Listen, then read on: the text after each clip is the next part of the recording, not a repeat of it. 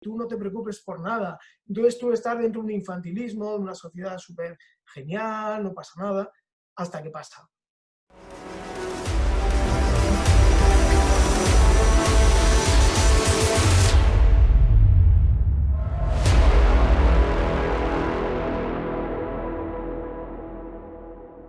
Os presento. Manel ha sido mi profesor de Wing Chun, posteriormente de Arnis y de Sayok.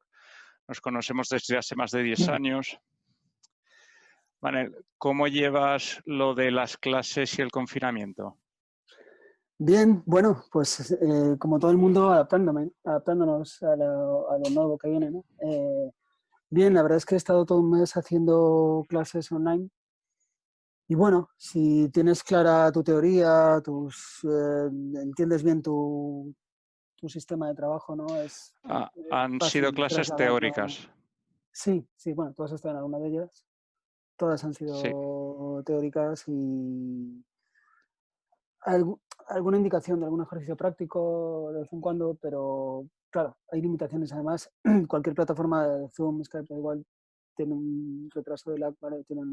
Es complicado hacer cosas en streaming, es todavía tecnológicamente complicado. Sí. ¿Vale? Entonces, he tirado más de explicar cosas, de que la gente reflexionase sobre cómo era su práctica y me preguntasen cosas que no entendiesen. Un poco más. Así ahí hemos estado. ¿Vale? Muy bien, pues te presento a Tomás. Encantado. Igualmente. Tomás ha sido alumno mío, también ha sido maestro mío, hemos entrenado juntos, hemos aprendido el uno del otro. Actualmente da clases de Krav Maga en Carabanchel. Tomás, ¿cómo llevas lo del confinamiento? Bien, bueno, al principio, como no sabía cuánto tiempo iba a durar esto, durante 15 días me quedé ahí un poco paralizado creyendo que solo iban a ser 15 días, no sabía. Cuando ya vi que había una prórroga más, ya empecé a mosquearme y entonces dije, esto yo no lo puedo dejar ahí parado. Entonces ya me uní el 13 de abril, sí. Justamente un mes después, me uní ya a las clases online. Vale. Desde que me uní, pues mucho mejor, porque las personas que estamos hechas a hacer ejercicio físico y demás, pues oye, estar así, bueno, al principio sí, ejerce la fuerza de voluntad, el estoicismo, todo lo que tú quieras, pero necesitas hacerte un calendario, necesitas tener un horario. Y cuando lo haces con tu gente, cuando lo haces también para otros, pues es mucho mejor. La verdad es que desde entonces lo he llevado muy bien. Pero Vale. desde que me inicié con las clases, antes no, antes se llevaba mal, sí. Sí, al principio había mucha incertidumbre. Vale, muy bien. Vamos a comenzar con el debate.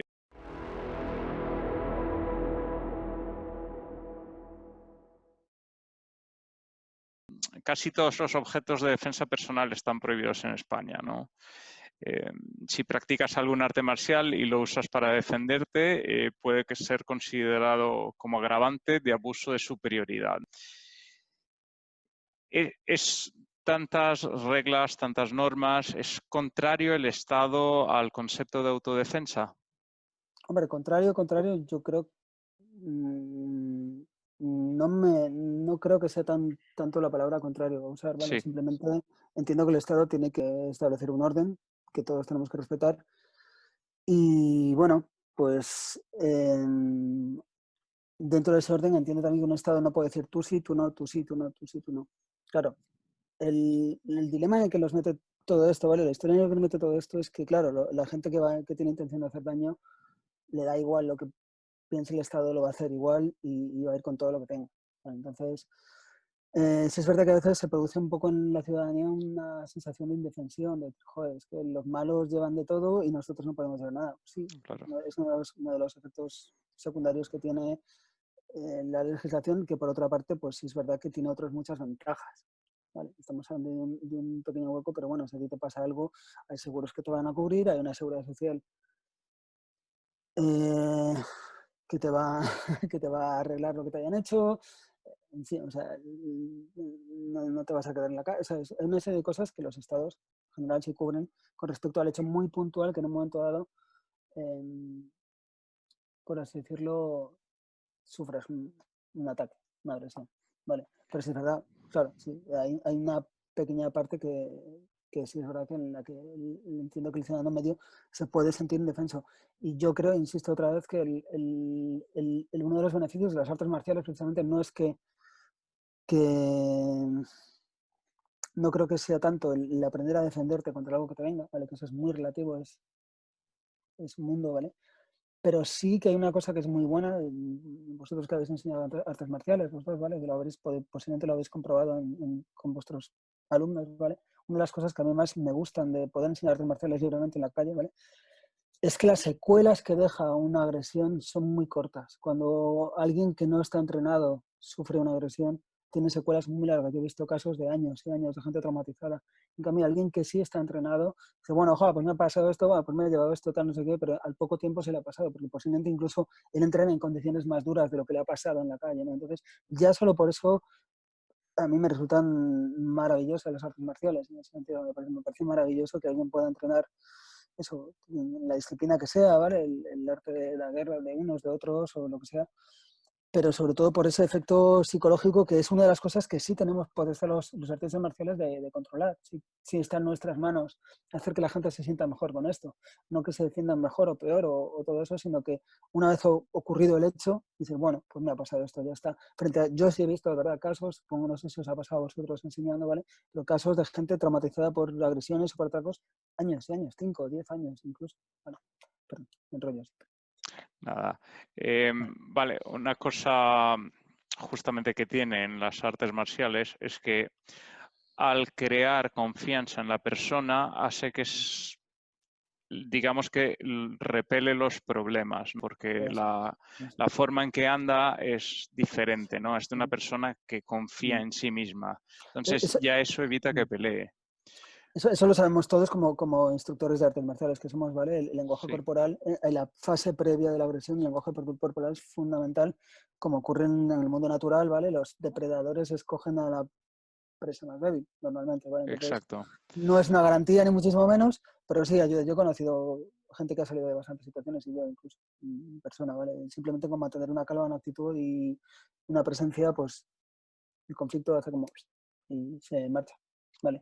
Y insisto un poco incluso en la parte de después, una vez que ya ha pasado todo, cómo tú te lo tomas y cómo reaccionas ante ello es importante. ¿Vale?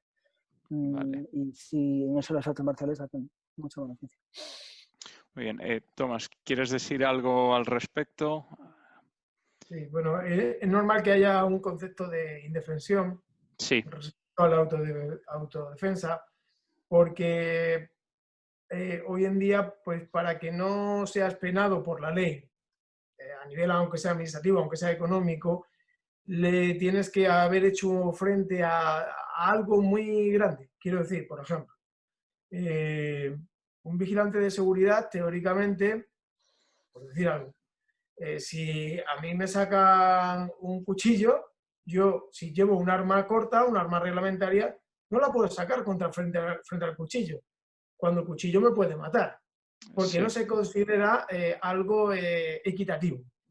Pues esto es igual, o sea, para que tú te puedas defender y para que no caiga sobre ti el peso de la ley, aunque sea económico, tienes que estar defendiéndote ante una amenaza muy grande. En el momento que te defiendas uno contra uno, da igual si él inició la pelea, da igual, si tú golpeas son 300 euros, se acabó. Eso si no haces unas lesiones grandes.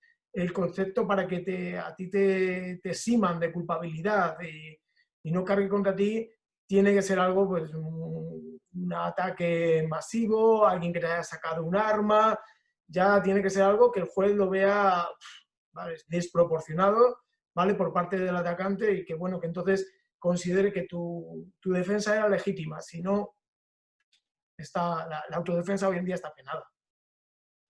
Vale, muy bien. A ver, pasamos a la siguiente pregunta. La libertad conlleva responsabilidades, ¿no? Entonces, si te pasas del límite, vas a afrontar directamente las consecuencias.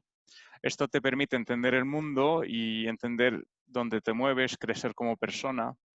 Ahora, si hay demasiadas leyes, demasiadas normas, demasiadas legislaciones, ¿el sistema hace de ti un adulto autosuficiente o un niño dependiente?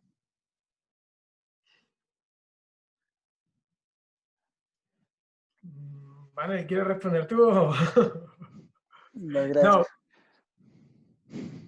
Bueno, bueno, toma la Responde. iniciativa. Bueno, Mira, toma la iniciativa. Para mí, bueno, lo primero, por ejemplo, con la autodefensa, quiero añadir una cosilla más, también lo sí, de antes que también añadir ahora.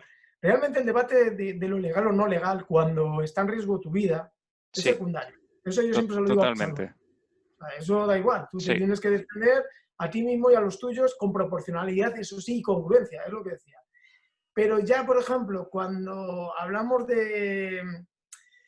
de cómo el sistema, de qué nos quiere, ¿no? Si nos quiere como niños dependientes, como decías, pues yo pienso que el control de masas se hace mejor con una sociedad infantilizada, sin duda. vale. Y entonces ahora mismo somos sujetos consumidores que estamos muy lejos de influir en un destino colectivo de la comunidad. Entonces, de alguna manera nos quieren, no sé, es como, bueno, papá Estado te va a defender, papá Estado te va a dar todo, papá Estado te va a dar... Y eso no es así. Al final crean una indefensión adquirida y luego es lo que nos pasa. Luego ves a mucha gente, como decía Manel, pues que llega en la calle y de repente esto no puede estar pasándome, yo estoy en una sociedad, en un estado de derecho, no puede ser que tú me vengas aquí a vulnerar mis derechos, a pegarme y demás. Nadie le ha enseñado que a lo mejor tú tienes que autogestionar tu defensa y la de los tuyos, que es algo histórico, que es algo ancestral, es algo atávico, que ahora estamos totalmente desnaturalizados en eso y no lo vemos. Pero claro, es que no va a haber un policía ahí detrás. Entonces te venden no te venden o te lo ofrecen, aunque sean con buenas intenciones. No vamos a te ofrecen bueno, que el Estado está ahí, vale, tú no te preocupes por nada. Entonces tú estás dentro de un infantilismo, de una sociedad súper genial, no pasa nada, hasta que pasa.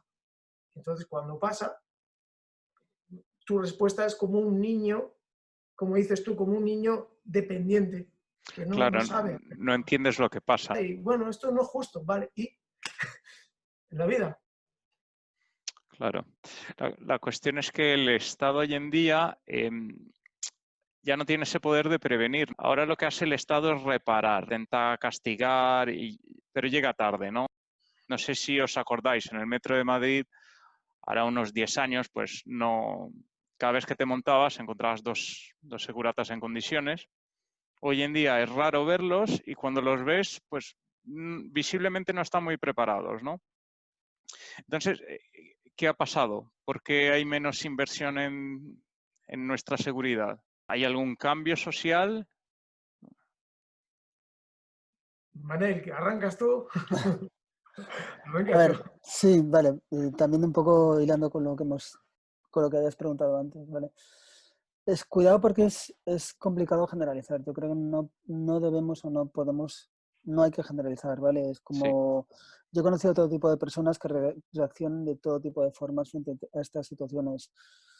Em, que hay menos seguridad, yo no creo que haya menos seguridad hasta cierto... A ver, estamos hablando de casos de agresiones o asaltos, pero no estamos poniendo sobre la mesa la cantidad de casos de no agresiones ni asaltos que hay a diario. O sea, yo creo que la sociedad se comporta de una forma diferente ahora y que en todo este orden que propone el Estado de Derecho, ¿vale? El Estado, ¿sí? Pues todo es un mecanismo complicado, ¿vale? Pero que en que todo encaja más o menos en su sitio. Por eso digo que de legislar muy acertadamente para determinados casos, como en este caso es la legitimidad de la defensa personal, es delicado, es complicado. Yo sí, más que más presencia o menos o más acción o menos del Estado,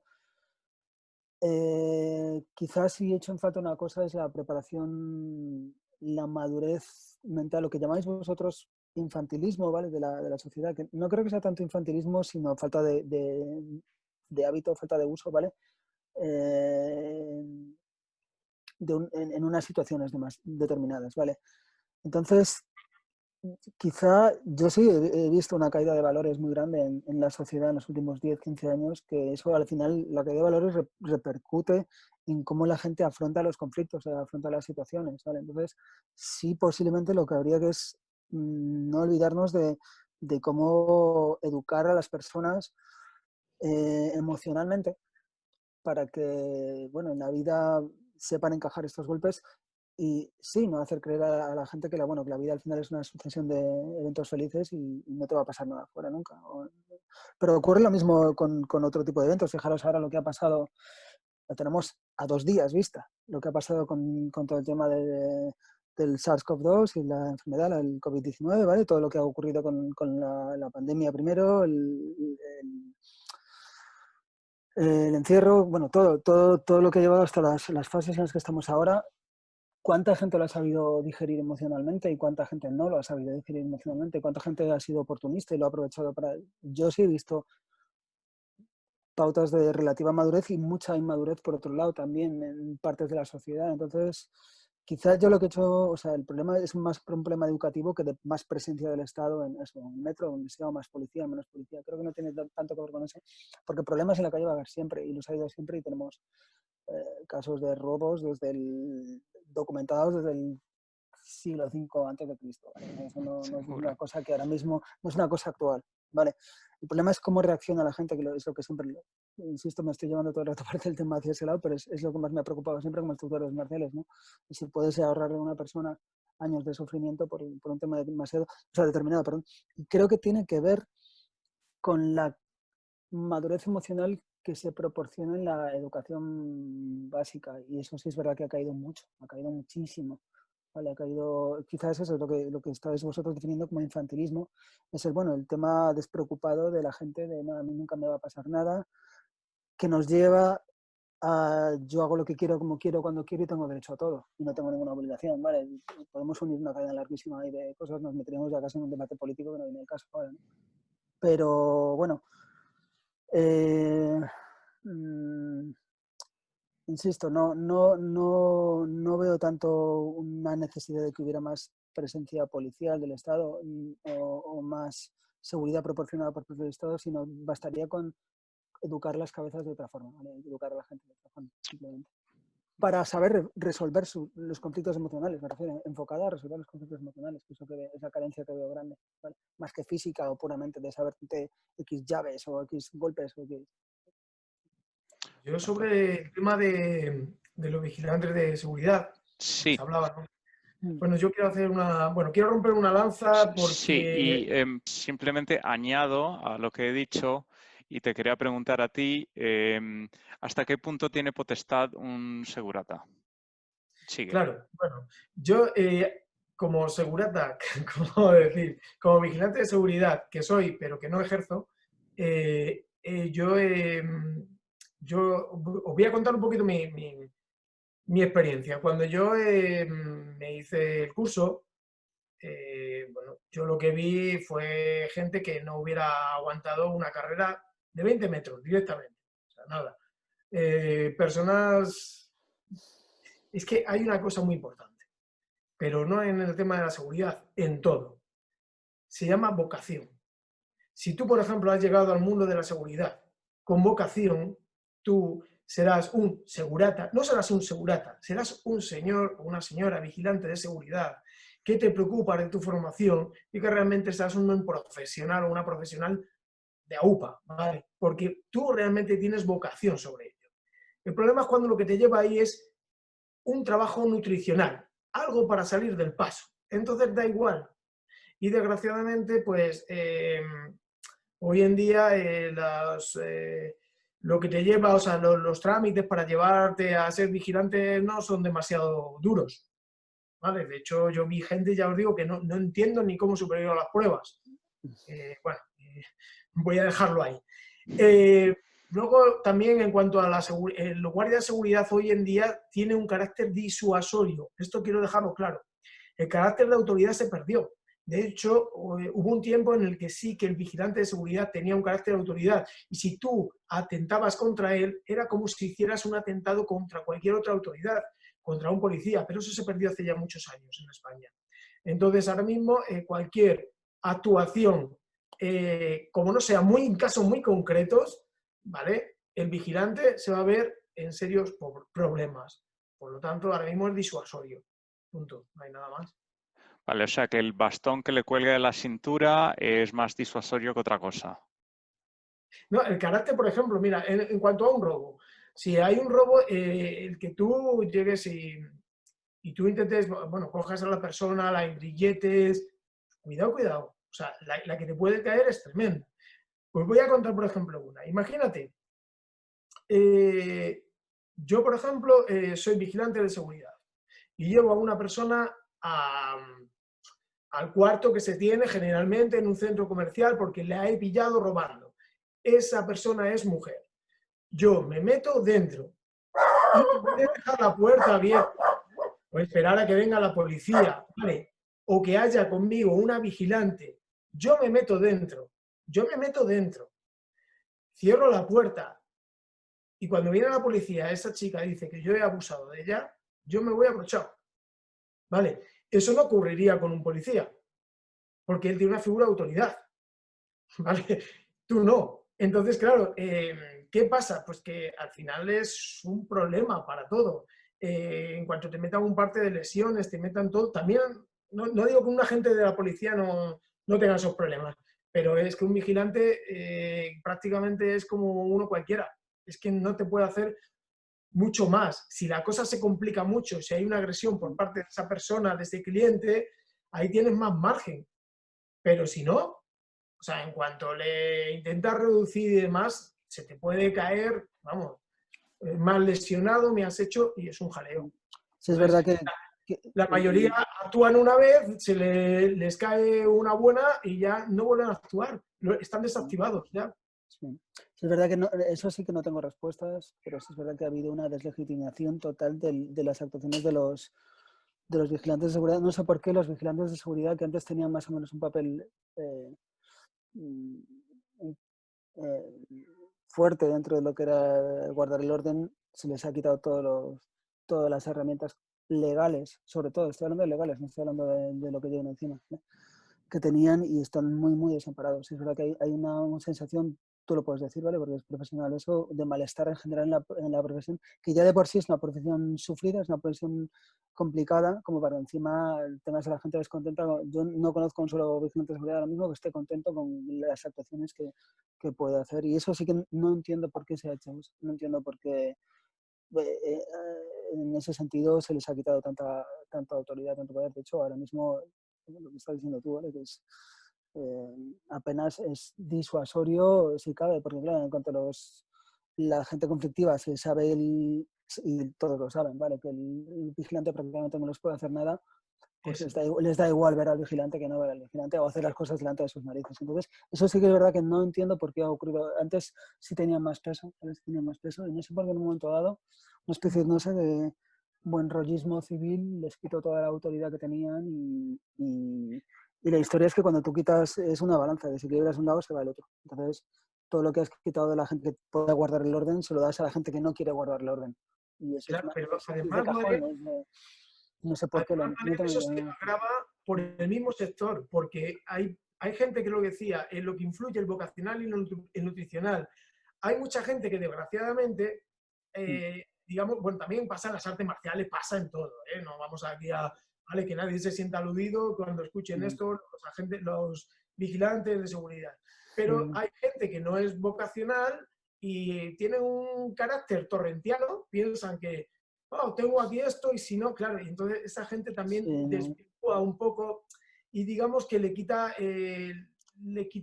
esa autoridad que podría tener, esa autoridad moral, porque son personas que no están formadas propiamente dicho, o sea, no aman eso. Es como cuando quien no ha visto, corre muchos vídeos, por ejemplo, en algunos canales de YouTube o demás, de artistas marciales, de profesores, que bueno, que si es un profesor que abusando de sus profesores, de sus alumnos, pegándoles de una manera que, bueno, esto... Entonces, claro, ¿eso qué pasa? Pues que desvirtúa. Igual que nosotros hemos tenido que luchar mucho tiempo contra el profesor macarra, el profesor chungo, pues también ellos tienen eso que luchar, incluso dentro de ellos mismos, contra el modelo torrentiano, ¿vale? Que lo único que hace es delegitimarles todavía más e impedirles que sean como una autoridad, que sean respetados. Sí, además, yo creo que además eso ha ocurrido a todos los niveles. Ha ocurrido también en los cuerpos de seguridad, ha ocurrido en la policía, lo que pasa que en menos intensidad, obviamente, pero hace una intervención y saca un arma, ¿sabes? Claro. ¿Dónde te metes? ¿Vale? Aunque sea legítimo. Es delicado. No sé por qué ha ocurrido. Es como que los gobiernos han intentado equilibrar la sociedad de una forma hacia eh, de igualdad social, hacia los... Es que no sé cómo definirlo siquiera. No tengo palabras, no sé, pero... como diciendo, bueno, no vamos a ser opresores, vamos a quitarle fuerza a los cuerpos de seguridad del Estado cuando realmente la gente encargada del orden, encargada de la seguridad, sí que debería tener suficiente peso, suficiente fuerza. Vale. Claro, Ocurre, quizás una buena formación más, sí, pedir y mucho claro, más, en el quizás. momento, en el momento que quitas fuerza legal, quitas también formación, quitas preparación, quitas eso. En la policía, por ejemplo, no ha ocurrido tanto, pero sí es verdad que en los vigilantes de seguridad la formación hoy en día y el tiempo de formación y el tipo de formación deja mucho que Exacto. desear, que incluso los mismos vigilantes yo creo que están muy en desacuerdo con los procesos que pasan. Yo no, ya digo, conozco a bastantes vigilantes y no conozco a ninguno que esté contento ni con el proceso que ha pasado de selección, ni con el proceso de formación, ni cómo está su trabajo ahora. Y, Es una por ejemplo, completamente... ¿cuántos de ellos, por ejemplo, tienen una formación? ¿Cuántos de ellos saben engrilletar sin crear lesiones? ¿Cuántos de ellos tienen, por ejemplo, un cinturón negro? Vale, no es que, porque sabemos también el comercio que hay con este tema, ¿eh? Pero qué menos que deberían de tener, más que nada, porque también a la hora de que en este caso, este cuerpo concreto de seguridad tenga cierta buena fama, cierta legitimidad, pues influye mucho el que la persona, si tiene que intervenir, lo sepa hacer de una manera técnica, que no consiga un montón de lesiones, que sea tan limpio en la técnica, que te sepa hacer una luxación tan bien, ¿sabes? Sepa hasta dónde tiene que llegar y sabe que un poquito más para allá ya hay una fractura. Entonces, claro, ¿eso quién lo sabe? Pues la persona que lo ha hecho muchísimas veces en un gimnasio. Y claro, eso en un proceso formativo de apenas unas semanas en el que yo lo he visto, y dices, madre mía de Dios, es que ¿cómo le puedes enseñar a una persona que te entra con un cuchillo así, a que le haces así, cote gaesi, papa? Bueno, vale, muy bien. Me parece un poquillo, para alguien que no lo ha hecho, para una persona que a lo mejor lleve, yo qué sé, 5 años en Aikido, pues bueno, a lo mejor, vale, pero, ostras, es un poquillo difícil. Sí, bueno, aquí entramos en otros terrenos, ¿no? No es fácil, en realidad, cuando una persona está enfadada, drogada, lo que sea, controlarla sin causarle lesiones. Vamos a ser conscientes de que aunque hayas practicado 20 años de artes marciales, cuando la persona está enfadada y no se quiere dejar, es bastante difícil controlarla de forma limpia, ¿no? Pero como nos estamos desviando, vamos a volver un poco al pasado. Manel, ¿aún tienes tiempo? Ay, perdón. 10 minutillos, perdón, que se me va Perfecto. mucho la hora. Vale, nada. Em, A ver, vamos a hablar de sociedades bárbaras, entre comillas. Bárbara para mí no es despectivo, al contrario. Por ejemplo, los vikingos, los indios americanos, el pueblo era libre de portar armas y no por ello un caos de asesinatos entre vecinos.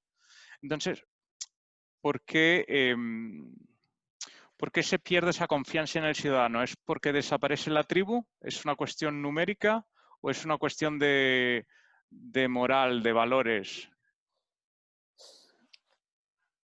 a ver, bueno, digo yo, y así, perdonadme.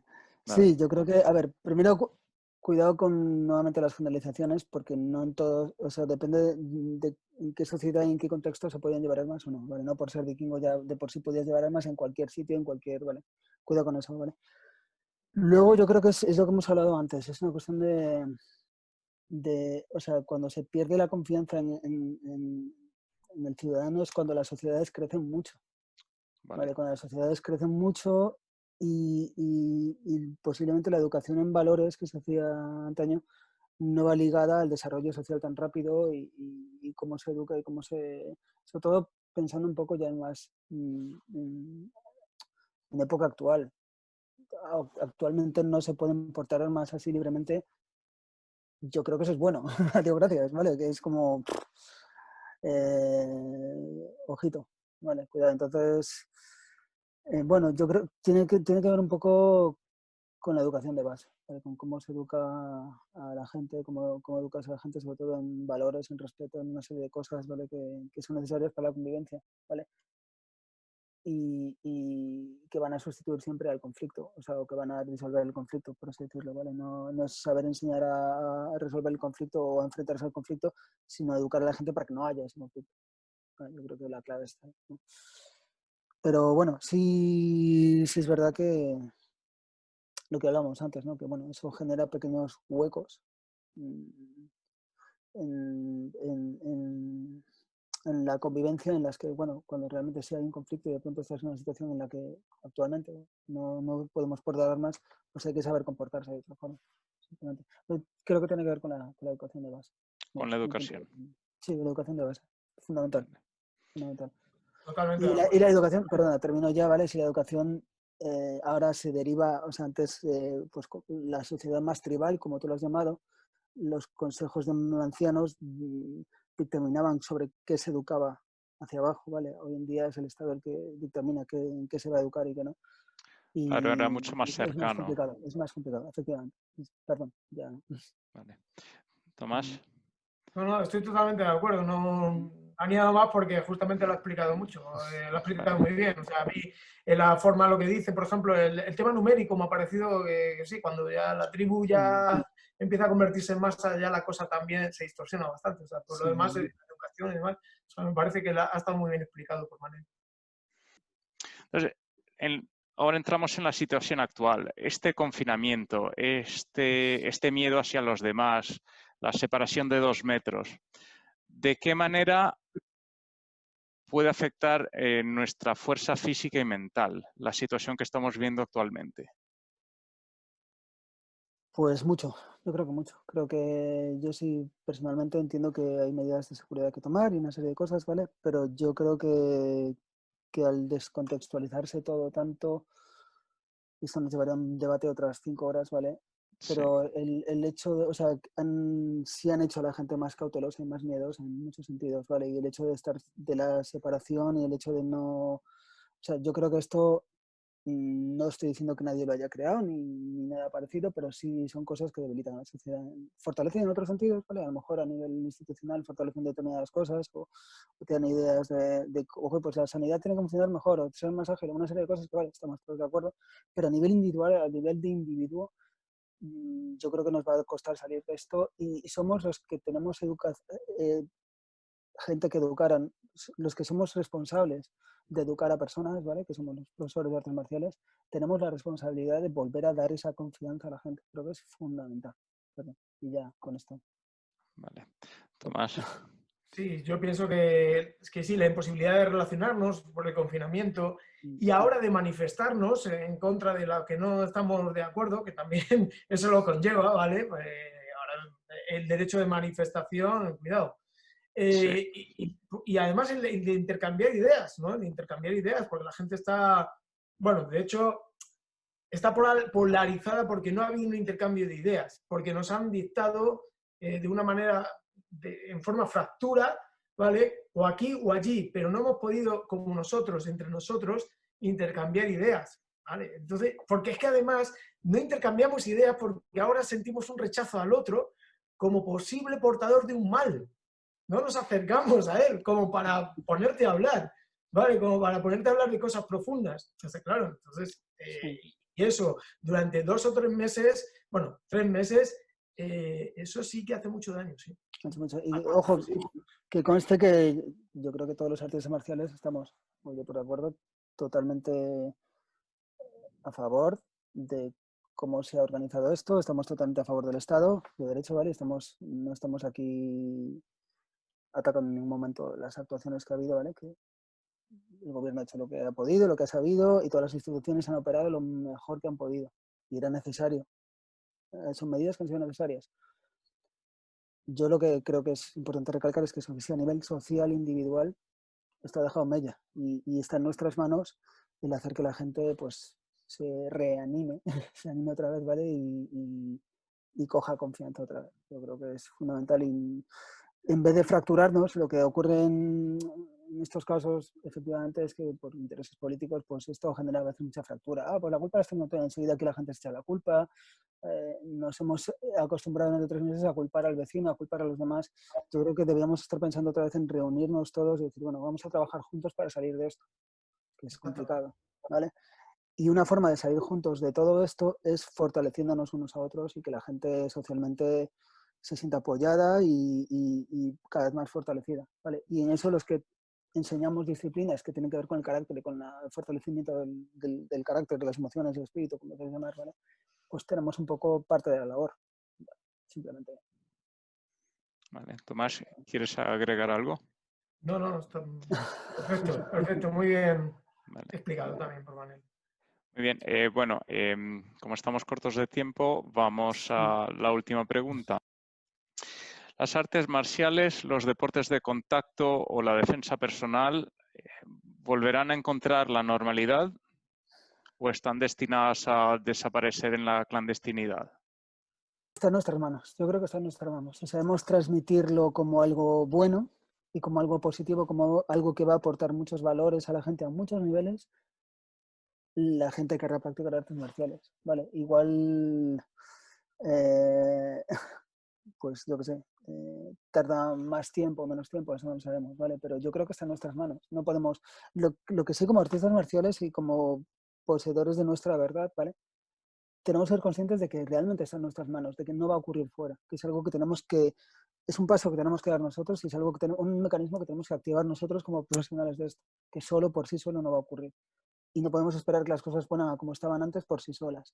Pero yo creo que en todo, a nivel social y a todos los niveles, la gente que está ahora esperando a que la nueva a que la normalidad vuelva, es como el que vamos, ¿qué vas a hacer tú para que eso vuelva?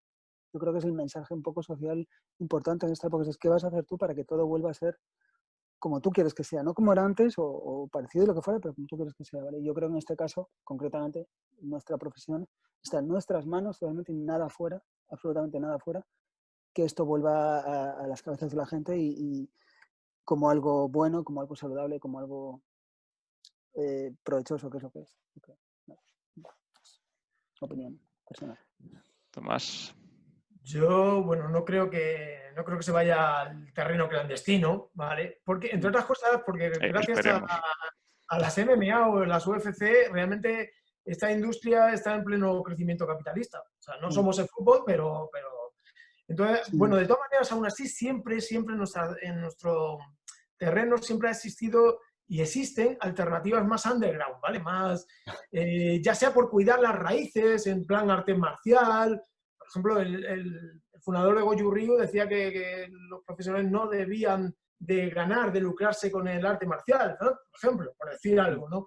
Entonces, siempre ha habido, ya sea por cuidar las raíces o por derivar, por ejemplo, un poco en plan ya más clandestino, más en el club de la lucha, ¿vale? Más ese rollo, siempre hay gente que lo ha mantenido bajo unas dinámicas un poquito más alejado de lo generalizado, ¿vale? Del gimnasio, de lo estándar. Por ejemplo, voy a poner un ejemplo muy actual. Lee Morrison, ¿vale? Un tipo muy conocido, muy reconocido dentro de la industria de la defensa personal. Bueno, pues Lee Morrison a día de hoy sigue entrenando en un garaje, aquí va allí, en un garaje. ¿Qué es Lee Morrison? No, pues en un garaje, ¿vale? Quizás eso con la legislación española, eso quizás se podría considerar que es un gimnasio clandestino o quizás bajo la modalidad, no lo sé, de como club privado podría darse. Y a lo mejor son cosas que vamos a ver aquí en España.